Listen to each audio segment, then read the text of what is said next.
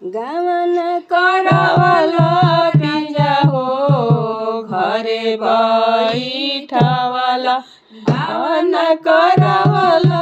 राजा हो घरे बैठवला अपने तो गईला पिया हो देश से विदेशवा अपने तो गईला राजा हो देश से विदेशवा के करा से हाँ सब राजा हो के करा से बोलो के करा से हाँ सब राजा हो के करा से बोलो के करा से कह राजा हो दिलावा के भतिया के करा से कह राजा हो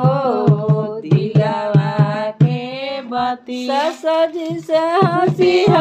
धनी हो ननद जी से बोलिया ससुर जी से हंसिया धनी हो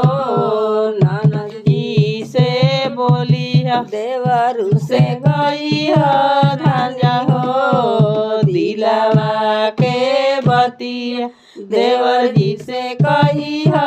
धनी हो दिलावा के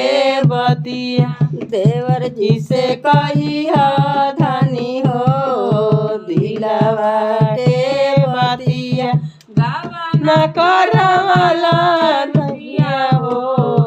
घरे बैठवला गावन करवला पिया हो घरे बैठवला अपने गईला पिया हो देश से विदेशवा अपने गई